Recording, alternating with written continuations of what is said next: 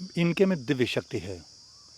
इनकी वजह से इनसे एक दो बार मिलने के बाद कोई भी गृहस्थ जीवन में जीने वाला साधारण व्यक्ति सद्मार्ग पर चलने के लिए अपने आप स्वतः उसके मन में जिज्ञासा जागृत हो जाती है। मैं आज बोर्ड दिखाई दे दिया जैसे आप देख पा रहे हो, और एड्रेस भी है, जिला सीतापुर है, यहाँ पर देख पा रहे हो, पूरा एड्रेस दिया हूँ। पाकल का पेड़ है, अच्छा, इधर गुलर का है, इधर नीम है, जैसे आप और देख इधर पा ये रहे हो, पीपल का पेड़ है, पूरा का पूरा। और इससे ज़्यादा पेड़ वहाँ जो नीम का पेड़ है वो भी हमारे हाथों से लगाया हुआ है। अच्छा। सबसे बड़ा सुख है जो हमें दर्शन होते हैं वो हरि दर्शन ही है। जो भी दर्शन होते हैं जिस कि आप हरि सत्ता में लीन रहेंगे, आप हरि का ध्यान करेंगे, आपकी हर मोड़ पे हर जगह पर आपका सहयोग मिलेगा। जो सहयोग आपको हरि सत्ता से मिलता है वो हर जगह से नहीं मिल सकता।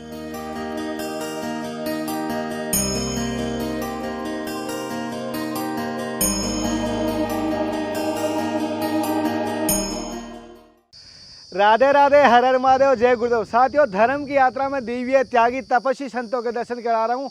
आज मैं आपको बता दूं, एक ऐसे संत के दर्शन करा रहा हूँ जो सरल है, कोमल है, ना कोई लालची ना कोई, लेकिन उनकी सत्संग, उनके जीवन का अद्भुत, ये कह सकता हूँ ग्रंथों का ज्ञान ना हो भले ही, लेकिन जीवन का अद्भुत ज्ञान उनसे मिलेगा। और साथ साथ ऐसे संत के दर्शन में आपको एड्रेस भी देने की कोशिश करूँ वीडियो के माध्यम से। पहले यहाँ का दर्शन कर लीजिए। पीछे पानी बह रहा है, जल, यहाँ पर धुआं भी है, पानी भी है, और संतों की वाणी भी है। धुआं, पानी, संतों की वाणी, आज की सत्संग में तीनों एक साथ मिलेगी आपको, ये मैं कह सकता हूँ। और आज इन संत के दर्शन के साथ साथ एक और बात, यहाँ कुछ मेरे साथ गाँववासी आए, उनके भी बात करूँगा। हालांकि उन्होंने किस प्रकार घर त्यागा, घर त्यागने का कारण क्या था, और आज उन्होंने क्या पाया, क्या रियल में संत बने, कोई चपेट के कोई लपेट के, क्या रियल में कुछ भगवत प्राप्ति, ईश्वर प्राप्ति के लिए, वो भी देखेंगे। उनकी कुटिया बीच में पड़ी है, कुछ कच्ची कुटिया में रहते हैं। संत भगवान तो आकाशवर्ती से रहते हैं, आप सबको पता है। जैसे कि आप यहाँ पर बहुत सारे संत हैं, लेकिन आप जिन संत के दर्शन करवाने के लिए हमें लेके आए, ये किस प्रकार के महात्मा है? जैसे इनके में दिव्य शक्ति है। इनकी वजह से इनसे एक दो बार मिलने के बाद कोई भी गृहस्थ जीवन में जीने वाला साधारण व्यक्ति सद्मार्ग पर चलने के लिए अपने आप स्वतः उसके मन में जिज्ञासा जागृत हो जाती है। और सद्मार्ग के तमाम सारे रास्ते होते हैं जो गृहस्थ जीवन के लिए संभव नहीं होते हैं, लेकिन फिर भी एक साधारण व्यक्ति प्रयास करता है कि उस सद्मार्गों पर चला जाए, इनके बताए हुए रास्ते पर चला जाए। जैसे इन्होंने बताया, ऐसे सद्मार्ग बताते हैं और संत है। और जैसे एड्रेस में बता दो, तो स्टार्ट में बहुत सारे पूछेंगे एड्रेस, तो मैं आज बोर्ड दिखाई दे दिया। जैसे आप देख पा रहे हो, श्री शिव शक्ति आश्रम के नाम से, जैसे आप देख पा रहे हो, और एड्रेस भी है, जिला सीतापुर है, यहाँ पर देख पा रहे हो, पूरा एड्रेस दिया हूँ। इसी प्रकार मैं कोशिश कर रहा हूँ आपको दर्शन करने के साथ साथ संत भगवान की कुटिया के दर्शन करवा देता हूँ। कोई गलती हो तो मुझे माफ़ करना बाबा जी।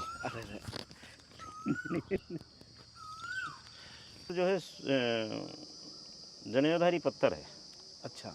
हाँ, जो पत्थर को हमने इसको सीमेंटेड करवा दिया था, और प्रतिष्ठित होने के बाद तमाम गुरु जी भी हमारे मौजूद थे। उस समय गुरु जी भी आए थे और तमाम संत आए थे जिनके हमारे पास फ़ोटो मौजूद हैं।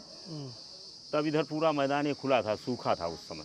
अच्छा। कच्चा चबूतरा था ये, फिर ये अपने हाथ से हमने इसको जोड़ करके इसे उतरा। अच्छा। और ये चारों तरफ पानी था। यज्ञशाला तो अभी थोड़े दिन हुए बनी। अच्छा। ये सामने गेस्ट हाउस भी बना, ये टीन शेड भी बना। और इधर से मैं आता था, कभी नाव से, कभी पैदल। जब पानी कम होता तो पैदल आता था। अच्छा। कभी इतना होता था कि इसका भी फ़ोटो है। तो गुरुजी, जैसे बहुत सारे सुविधा के बीच में आपको स्थान मिल सकता था, लेकिन आप पानी के बीच में आके, हमने किसी से ये नहीं कहा। लोगों ने पुल बनाने की बात करी तो हमने कहा पुल तो ये टाइल्स लग जाएगा, यहाँ मिट्टी पड़ जाएगी, तो पुल तो पट ही जाएगा, पुल की आवश्यकता नहीं है, जब होना होगा हो जाएगा। ऐसे काम चलता रहा। नहीं, यहाँ ही ऐसा स्थान ही चुनने का कारण ऐसा क्या चुनने का कारण ये माता जी का दरबार और माता जी के द्वार। माता जी के द्वार पर हमको रहना पसंद था, और हमको तो ज़रूरत थी रहने की जगह की। अच्छा। जैसे गुरुजी बता रहे हैं, और अभी ये गुरुजी के जो चबूतरा देख रहे हो, ये अपने हाथों से पूरा बनाया है। जैसे आप देख पा रहे हो, पूरा का पूरा आश्रम का हाथों से विकास किया हुआ ये बरगद का पेड़ है, इधर पाकल का पेड़ है।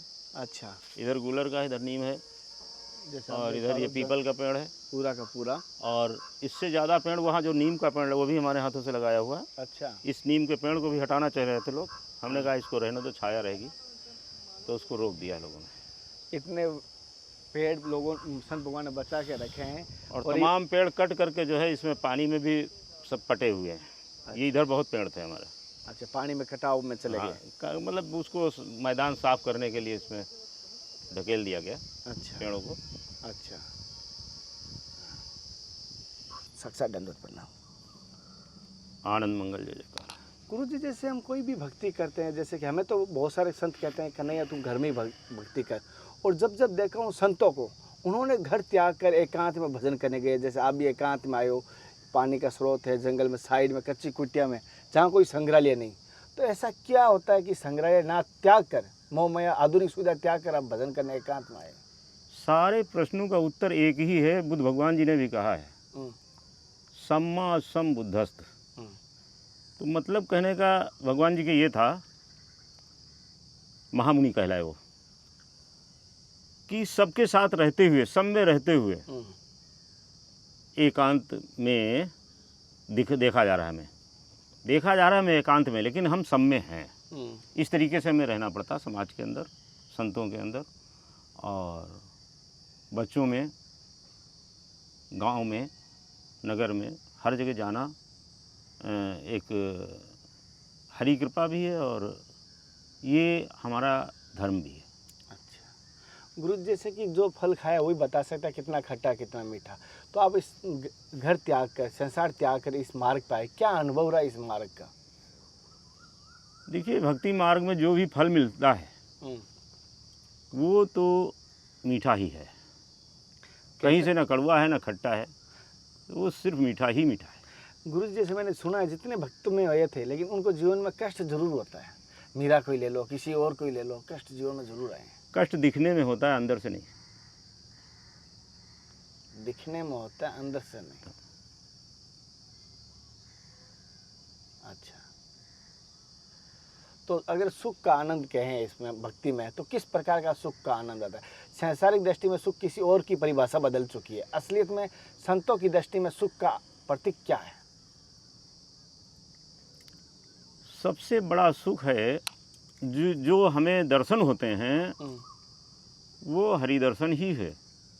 जो भी दर्शन होते हैं, जिस स्वरूप का हम दर्शन करते हैं, चाहे वो सन्यास का हो, चाहे ब्रह्मचर्य का हो, चाहे किसी भी, कोई भी दर्शन है, उसमें सुख ही दिखता है, क्योंकि हर जगह पर हमारा ईश्वर जो है समाया हुआ है।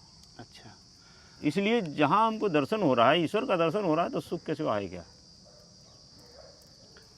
गुरु, जैसे मैं देखा हूँ आपकी कुटिया में बहुत सारी देवी देवताओं के, दत्त भगवान से लेके गुरु नानक से लेके विष्णु जी, सभी की आपने प्रतिमा लगी, लक्ष्मी जी की। तो इतना आपने जैसे कारण, ये तो अगर ये दिखेगा नहीं तो हमारे आसपास के लोग, हमारे साथ के लोग, हमारी इंद्रियां, हमारा ये जो है सब, ये तो देखने के लिए होता है। अगर सजावट नहीं होगी तो ये तो सजाने के लिए, या मन को भटकने से तुरंत रोकने के लिए। ये, हाँ, ऐसा भी है। ऐसा है, इसको ये जो है हमको रास्ता दिखा देता है। कहीं से भटक जाता है कोई, या हम भी कहीं भटक जाते हैं तो याद आ जाती है, हमारे नानक साहब हैं, गुरुदेव जी हैं, ये हमारे ब्रह्मा जी हैं, गणेश जी हैं, इन्होंने ये कहा, इन्होंने ये कहा था, इन्होंने ये मार्ग दिखाया था, इसलिए। और हमारा आपका जो है, जैसे हमारे यहाँ तो भगवान श्री चंद जी ने धूना ही तपाया है। और आपका देखा हूँ धुना तो अवश्य आपके पास में ही है। और मैंने देखा भी, जैसे अभी आया था आपने धुने की विभूति लगाई, और यहाँ देखा हूँ आपकी ज़्यादातर आपकी यहाँ संतों में देखा हूँ धुना अवश्य होता है। तो ऐसा क्या है, आप विभूति से ही ऐसा क्या है? ये देखिए, अग्निदेव का इसमें वास रहता है।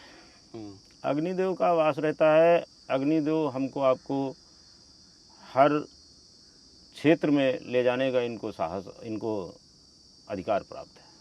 अच्छा, हर जगह अग्नि जो है, हर जगह हमको जो है, और हमारे आप में अग्नि का ही प्रवेश है। गुरु जी, जैसे कहना नहीं चाहिए, बहुत सारे आपके पास भक्त आते हैं, तो आप उन्हें क्या मार्ग बताते हैं, क्या उनको संदेश सत्संग रूप में कहते हैं गुरु जी?